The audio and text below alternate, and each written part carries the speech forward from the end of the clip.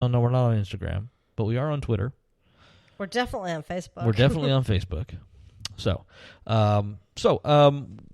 we'd like you to welcome to our show tonight, Heather and Jennifer, a wonderful, wonderful couple that has adopted a beautiful girl. And thank you for being on the show tonight. We appreciate you both being here. You guys have such a great story and a great life of what's the past since we met you in 2014. You guys have been kind of on a roller coaster ride.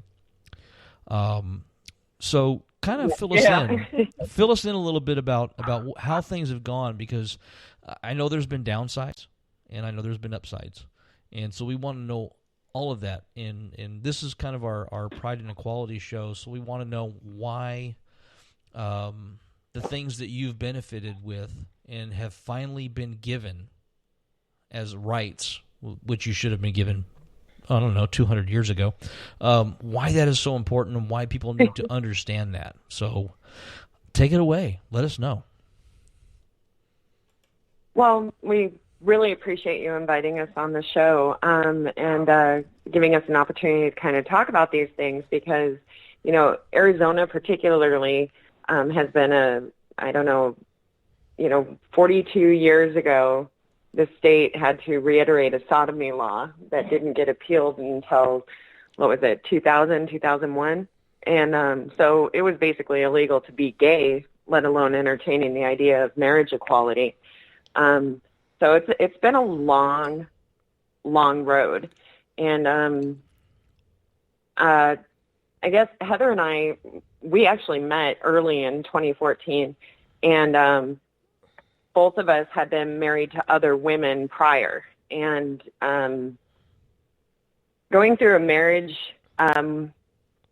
where you don't have the same rights as a heterosexual couple is very difficult. It's very financially straining.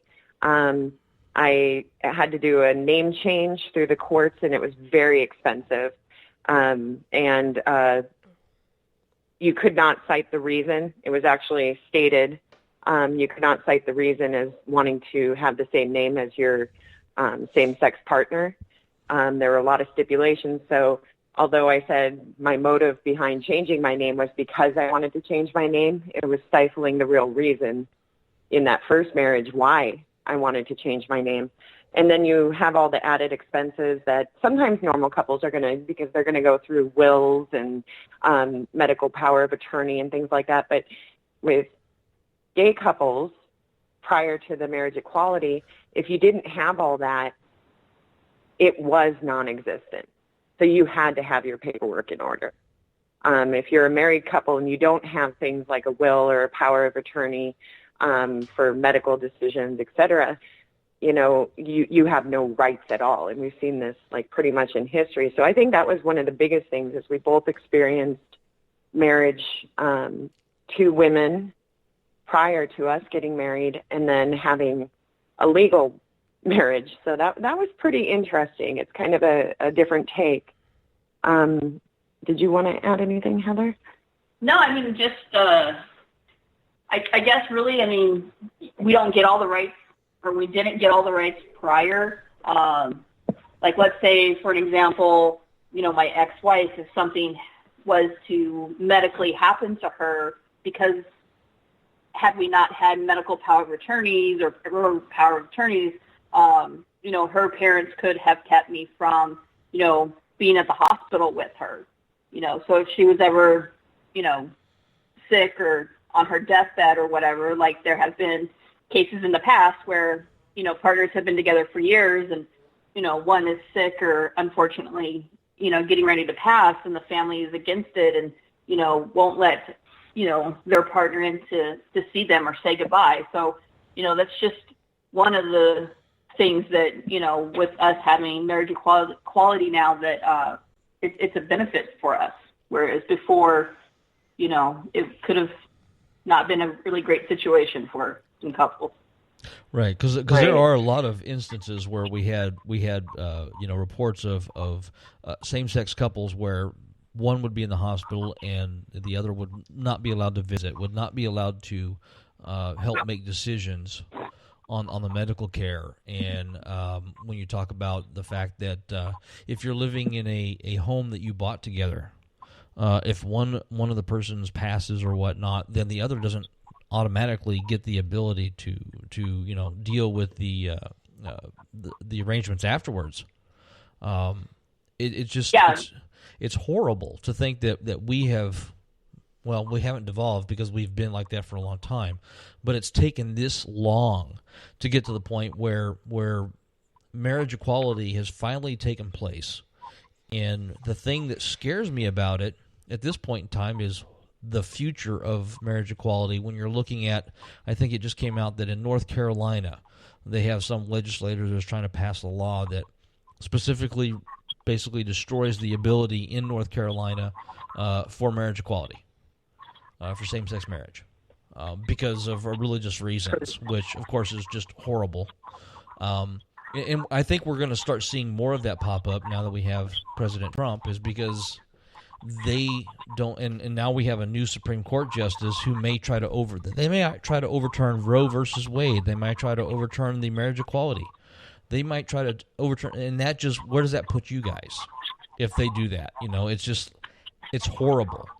Because realistically, a couple is a couple, and if you love each other and you want to bond, it should be your right, regardless of what anybody else feels or thinks or has religious beliefs for, because it's not their business.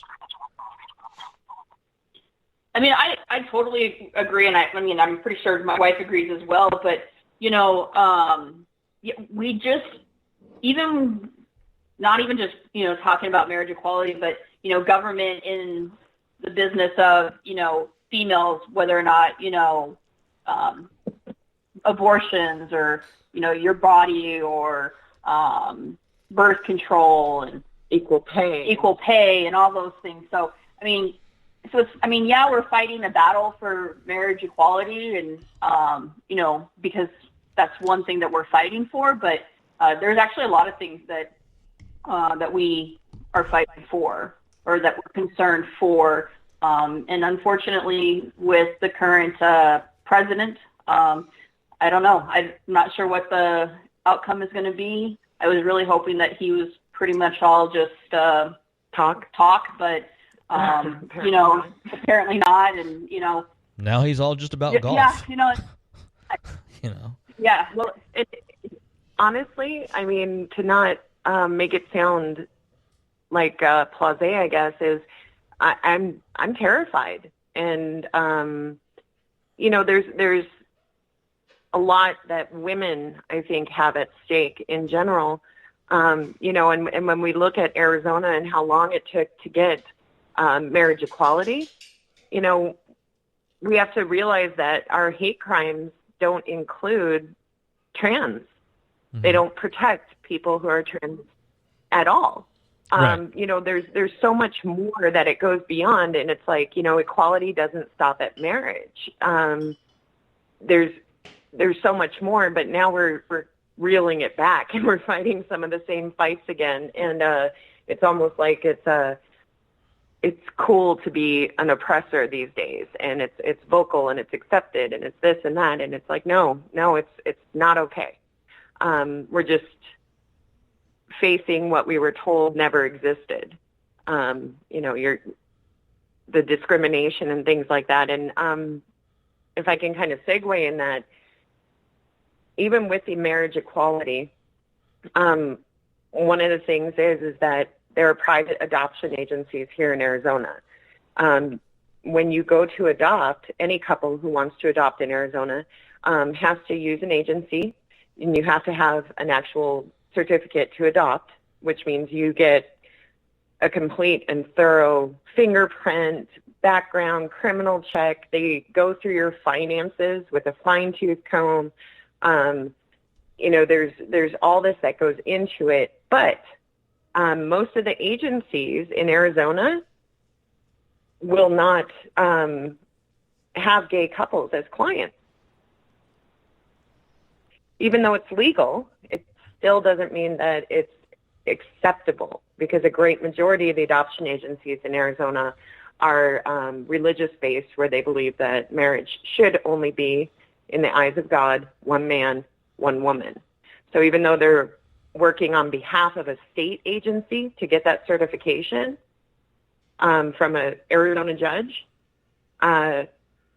we still had to make sure that we vetted and found agencies that were okay with the fact that we were a lesbian couple that was going to adopt a baby. Right. And that's one of the sad things, too, is because we in Arizona have a ton of people, children, from 2 years old all the way up to 17 years old that are living in state care because they don't have somebody to adopt them or take care of them and stuff like that.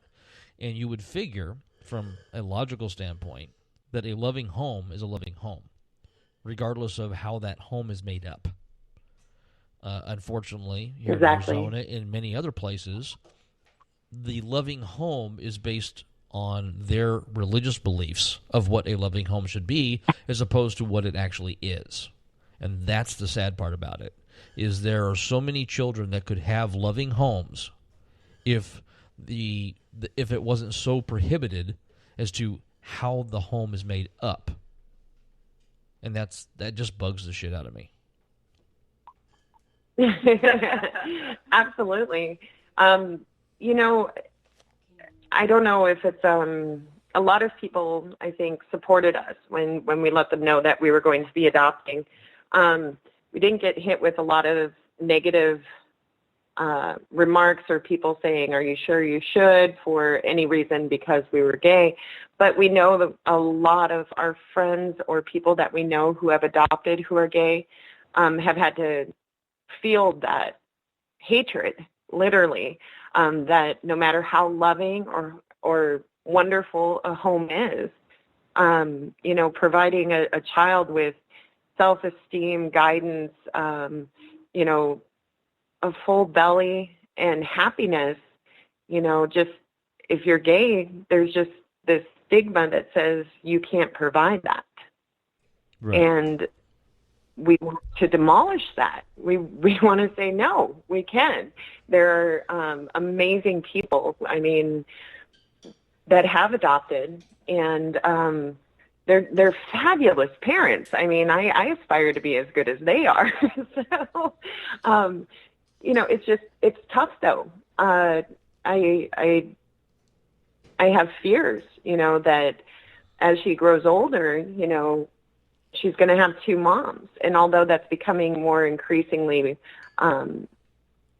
known, I guess popular isn't the right word, but there's a lot more now. There's a lot more people living their lives out in the open instead of behind closed doors. And that's a good thing. That's a great thing. Right. But it's still a very, very scary society. We live in a very hateful and violent society. And I'm sometimes nervous. I'm going to admit it. And that's one of the things too, because a lot of people don't take the time to think about exactly what that means. Okay, for example, how many children in schools are getting bullied because they have two moms or two dads? How many are being beaten or chased down or whatever because of that? How many people are being ridiculed because of that? And it's just, to me, it's just I'm sorry, I don't get it.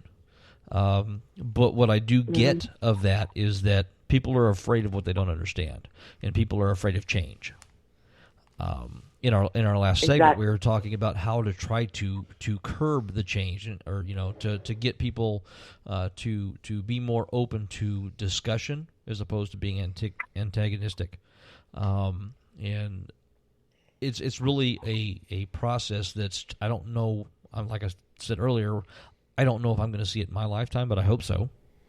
And that's one of the things, like, for example, with you guys, you have this blessing of this wonderful daughter, and that you guys are giving such a loving home. And that's an example that people should be looking at as, like, see, it can happen. We can have children that are happy in a same-sex marriage, in a same-sex household. And then eventually it's a loving household as opposed to a same-sex household.